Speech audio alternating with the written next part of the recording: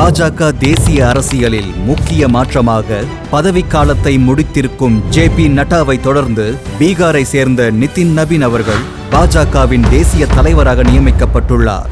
யார் இந்த நிதின் நபின்? 1980ஆம் ஆண்டு பாட்னாவில் பிறந்தார். இவர் பாஜக மூத்த தலைவர் மற்றும் முன்னாள் சட்டமன்ற உறுப்பினரான நவீன் கிஷோர் பிரசாத் சின்ஹா அவர்களின் மகனாவார். தனது தந்தையின் மறைவிற்கு பிறகு நேரடி அரசியலிலும் சமூக சேவையிலும் ஈடுபட தொடங்கினார். 2006ஆம் ஆண்டு நடைபெற்ற இடைத்தேர்தலில் மேற்கு தொகுதியில் வெற்றி பெற்று சட்டமன்ற உறுப்பினராக தனது அரசியல் பயணத்தை தொடங்கினார். பின்னர் பாங்கிப்பூர் தொகுதியிலிருந்து 2010, 2015, 2020 மற்றும் 2025 ஆகிய சட்டமன்ற தேர்தல்களில் தொடர்ந்து வெற்றி பெற்று 5 முறை சட்டமன்ற உறுப்பினராக தேர்ந்தெடுக்கப்பட்டுள்ளார்.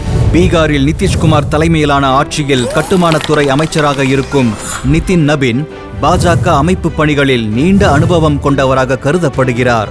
மேலும் இவர் கட்சியின் அடித்தள அமைப்பை வலுப்படுத்துவதில் முக்கிய பங்கு வகித்தவர் எனவும் கட்சி வட்டாரங்கள் தெரிவிக்கின்றன.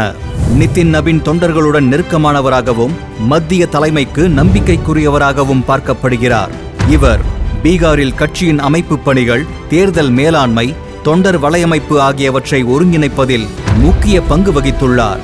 பீகாரிலிருந்து தேசிய அரசியலுக்கு உயர்ந்துள்ள நிதின் நபின் அவர்களின் பயணம் பாஜகவின் புதிய தலைமுறை அரசியலின் ஒரு முக்கிய அடையாளமாக பார்க்கப்படுகிறது. தேசிய தலைவர் என்ற முறையில் மத்திய தலைமையையும் மாநில கட்சிகளையும் இணைக்கும் பாலமாக நிதின் நபின் அவர்கள் செயல்படுவார் என எதிர்பார்க்கப்படுகிறது. மேலும் பாஜகவின் எதிர்கால அரசியல் பாதையை வடிவமைப்பதில் நிதின் நபின் முக்கிய பங்கு வகிப்பார் என்பதில் ஐயமில்லை.